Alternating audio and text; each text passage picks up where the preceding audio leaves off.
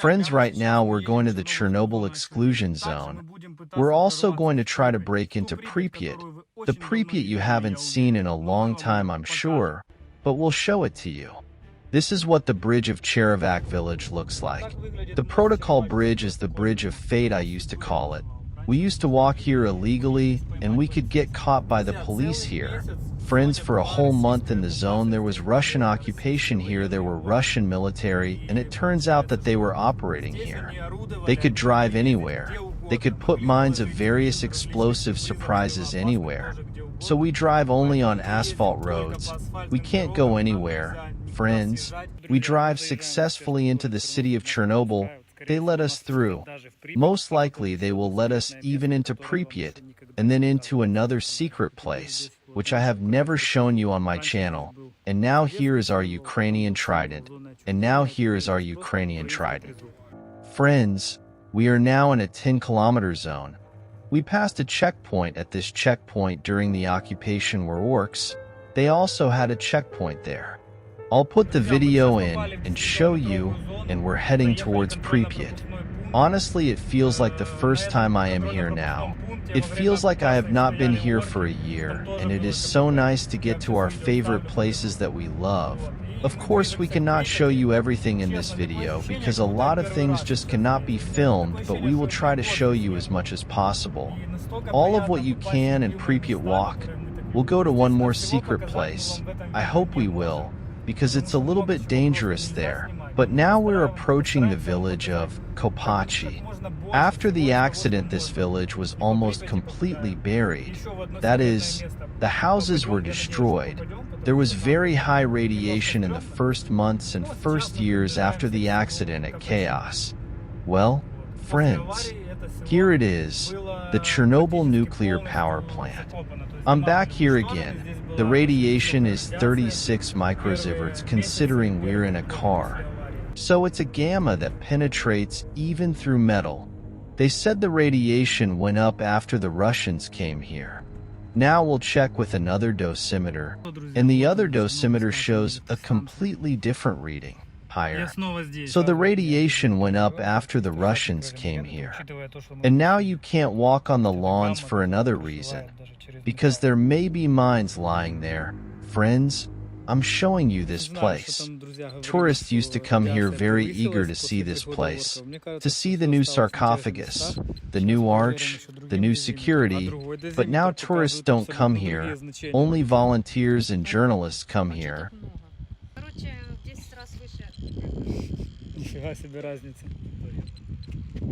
Будь ласка, не ходьте по газонах. Ну, это было написано раньше, еще до прихода рашистов. А сейчас ходить по газонам нельзя по другой причине. Потому что могут просто-напросто лежать мины. Друзья, вот я вам показываю это место. But we are moving on right to the town of Pripyat near Yanov station. Most likely there are very many mines lying there. Because they're near Yanov, there are those very trenches that the Russian military made in the redwood forest, where thousands of people were killed. It is strictly forbidden to drive heavy military equipment here, but they drove through, you know, multi-kilometer columns. They raised this radioactive dust, which was blown by the wind for hundreds of kilometers. And it is quite possible that even in Pripyat the radiation level has risen now. We're going to check it out. You can literally hardly see the houses anymore. Although there are houses here on the left and on the right, this is the first and second neighborhood of Pripyat. So this is the Pripyat White House. Here lived various party workers of the nuclear power plant.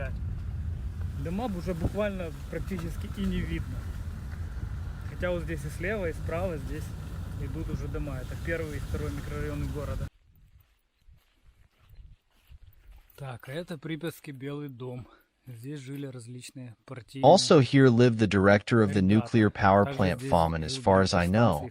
These used to be pay phones. No cell phones, then there were no cell phones. Then there were pay phones here. You could come here, throw a coin, and call where you need to go. Talk to some number. And here is the Rainbow Store. You see, we are happy to serve you from 11 to 2000 hours, and from 14 to 1500 hours. And Saturday and Sunday hours. Well, this is what it looks like inside. I won't go far. There's even a cash register.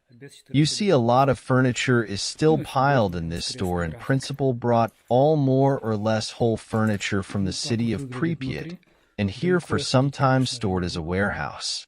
There was a warehouse under guard by alarm system. What were the future plans for this furniture? I don't know, but you can see for yourself. I feel like I've been there for the first time. No, let's go to the river port first. Give ourselves the standard tour they give all the tourists.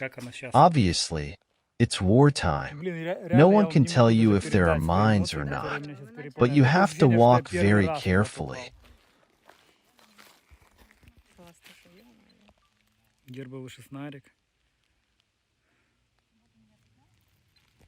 Overgrown everything is just a lot. I do not recognize Pripyat. I have not been here well. Literally, you can say that I have not been here for a year, yes. If you count last summer, I will tell you that, well, Pripyat Principal in every year is becoming more and more overgrown bushes. And now there are no tourists and stalkers. There used to be tourists and stalkers walking around. It was fun and interesting. And now in the city is really a real silence. You cannot hear anywhere that someone is talking, laughing, or taking pictures. Now here you can hear only gunshots, and somewhere distant explosions, or either hostilities are going on or exercises. There is such a danger now, as it is so dangerous in the fact that the Belarusian troops are standing right at our borders, and to the border here is only 7 kilometers in Pripyat.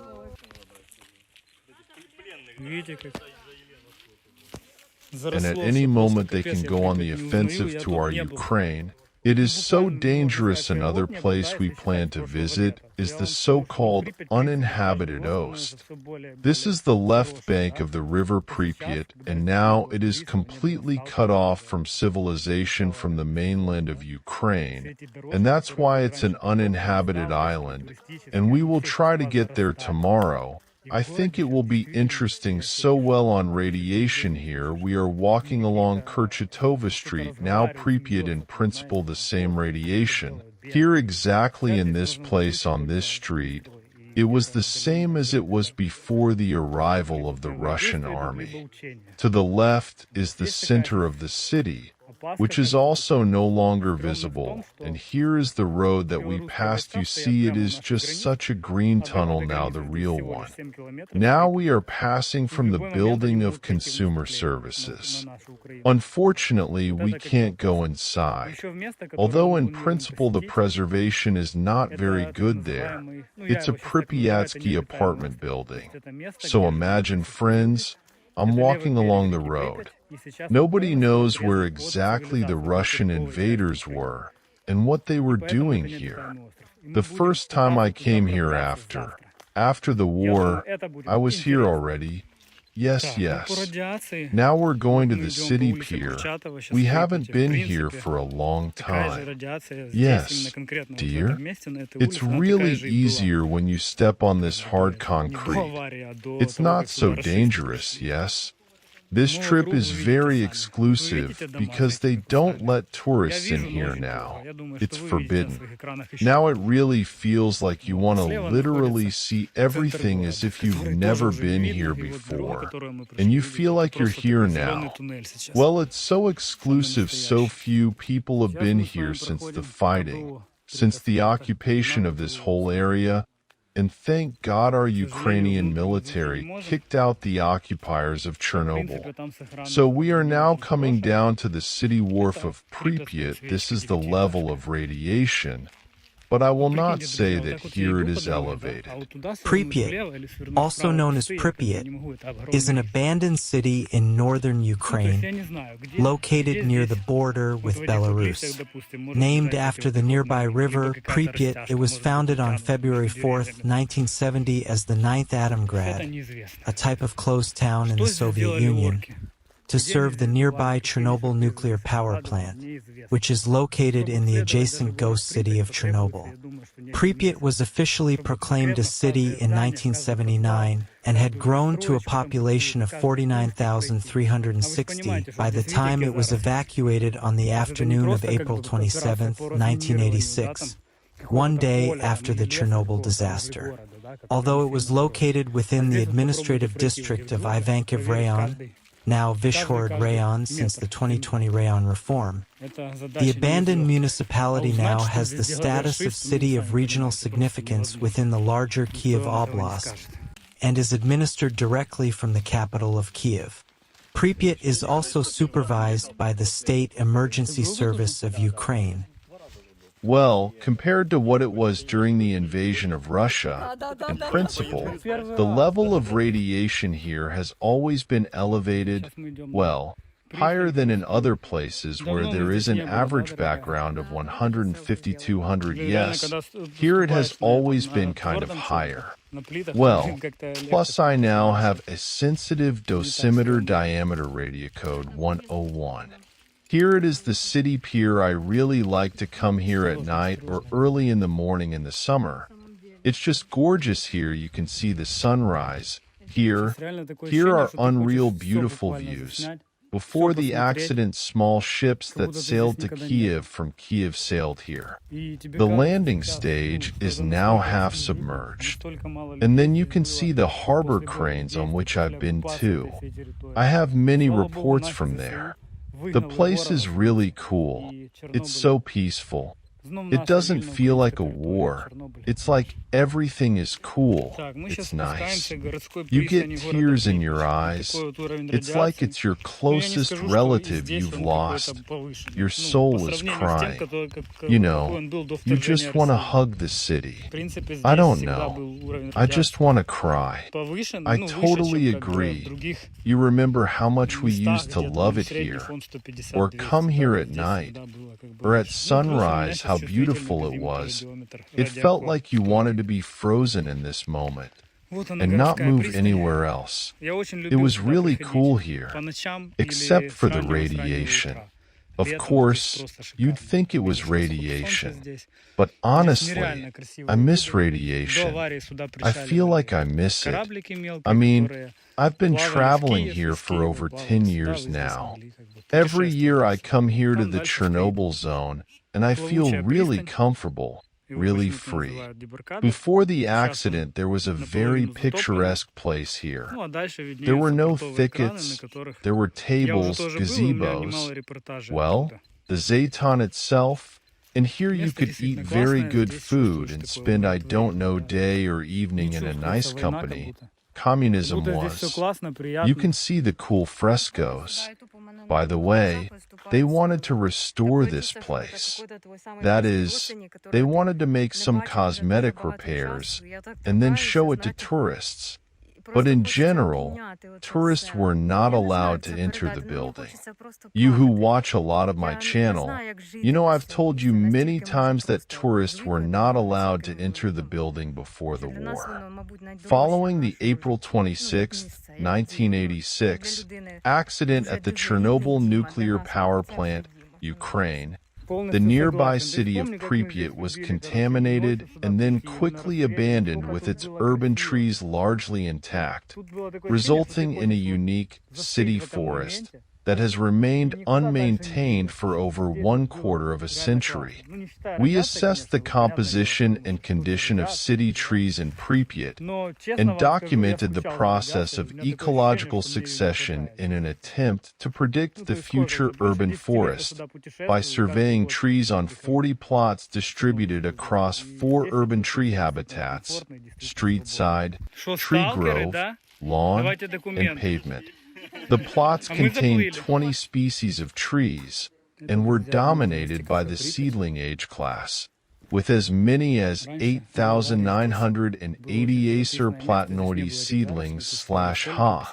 Among the urban habitats, street side and tree grove plots had the highest density of regenerating trees. Regeneration varied by species, with some, e.g., Populus nigra italica, regenerating in every plot where mature trees were present, while others, e.g., Aesculus hypocastanium, not regenerating at all. Pripyat Hospital 126 was once a busy hospital on the outskirts of the city. On the night of the disaster at the nearby nuclear power plant, it was where the first firefighters and workers were initially treated. Their clothes remain in the basement, too contaminated to be moved. Hospital 126 Medico-Sanitary Unit was the main hospital in Pripyat, caring for the workers in the nearby nuclear power plant and their families. The hospital had 410 beds, as well as clinics, spread out across 5 interconnected buildings, each 6 stories high. Close to the cafe and dock it sits on Druzhby-Neredov Street, Friendship of the People Street, and accounts for most of Microdistrict 1 within Pripyat City. The senior medical assistant T. Marchalate recalls the tragic night of April 26, 1986 at the Pripyat hospital. I looked at the ambulance dispatcher Maslensov. The tears literally flowed from her eyes. There was a roar in the hospital. The victims who were hospitalized from the Chernobyl nuclear power plant began to vomit. They needed urgent help, but there weren't enough medical staff. I was surprised that many of the enrolled patients were dressed in military clothes. They were firefighters. The face of one was purple, the other, on the contrary, white like a wall. Many of them had burned faces and hands. Some injured were shivering. It wasn't a sight for the faint of heart, but I had to work. I asked the arrivals to put their documents and valuables on the windowsill. There was no one to rewrite all this as it should be. The therapeutic department received a request that no one take anything with him, even a wristwatch. All these things, as it turned out, had already been subjected to radioactive contamination. Part of the therapeutic department was under repair, and the rest was completely filled with people. Then we decided to let those who lay there before the accident go home just in hospital pajamas. The night was warm.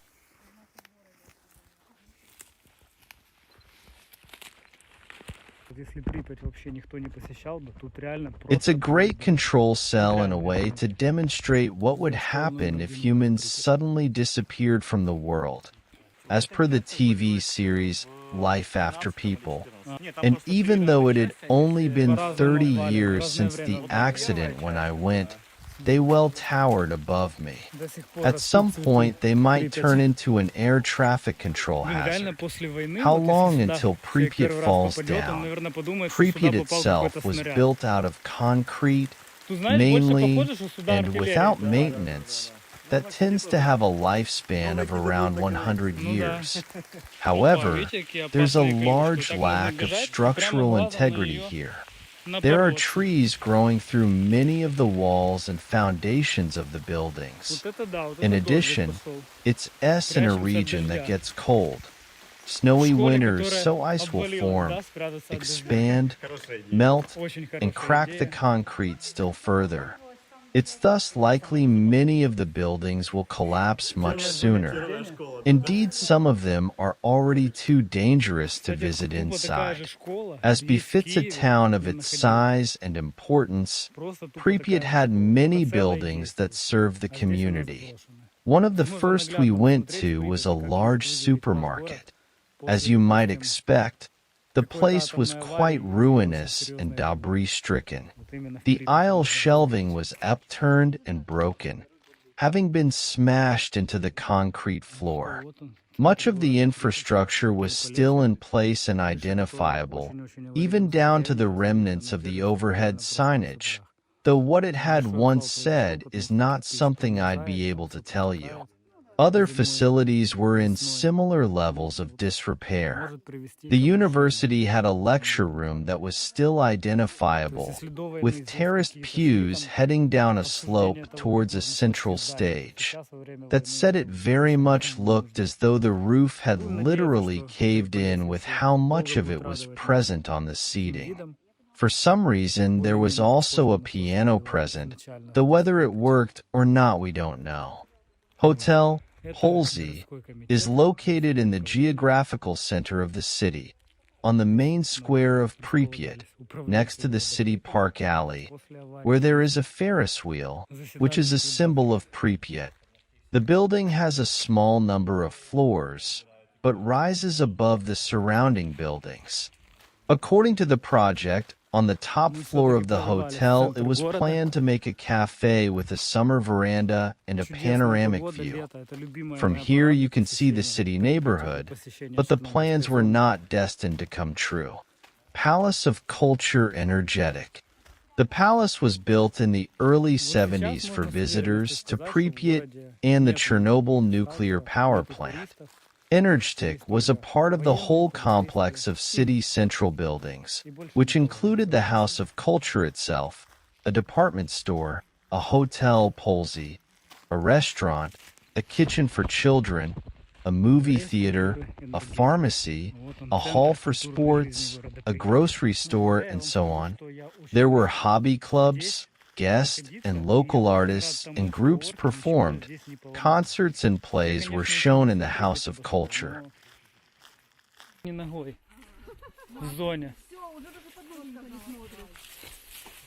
Pripyat Amusement Park today. The park sits empty and lonely. The bumper cars are where they were left, leaves blowing around the barriers. The seats on the paratrooper ride are slowly rusting away, and the Ferris wheel is fixed and fading.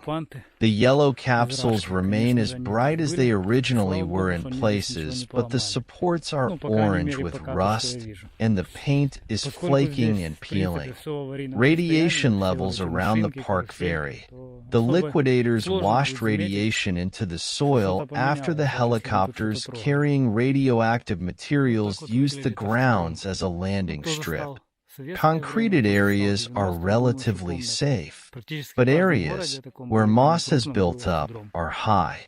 Some areas can emit 25 SV/H, and one particular hotspot on the underside of a Ferris wheel capsule was found to emit just under 230 SV/H. These are some of the highest levels of radiation in the whole of Pripyat. The park appears in the video games STLKR, Shadow of Chernobyl, Call of Duty, Modern Warfare, in the film Chernobyl Diaries, and is also the inspiration for Atlantic Island Park in The Secret World. Well, and the radiation here is certainly elevated. It is elevated primarily because there was an open area here. There is a radioactive stain. Well, and according to another version, here is a radioactive stain due to the fact that helicopters landed here, which were filled with sand, and then they flew to the 4-power unit of the Chernobyl plant and threw it into the reactor to stop the reaction, which was going on, then destroyed power unit of the Chernobyl plant. Naturally, these helicopters, they were very seriously contaminated because the reactor was breathing, emitted objectively aerosols. This is the radiation here, 180 microrenkin per hour. It is 6 times more than that. Immediately the radiation grows. There is a radioactive stain. Well, this is also a very popular carousel. There were many of them in Soviet times, but here it's very special because it's in a very special town in Pripyat in Chernobyl.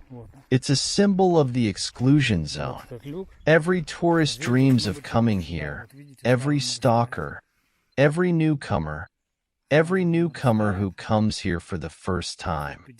Это тоже очень популярная каруселька в советское время. Таких было много.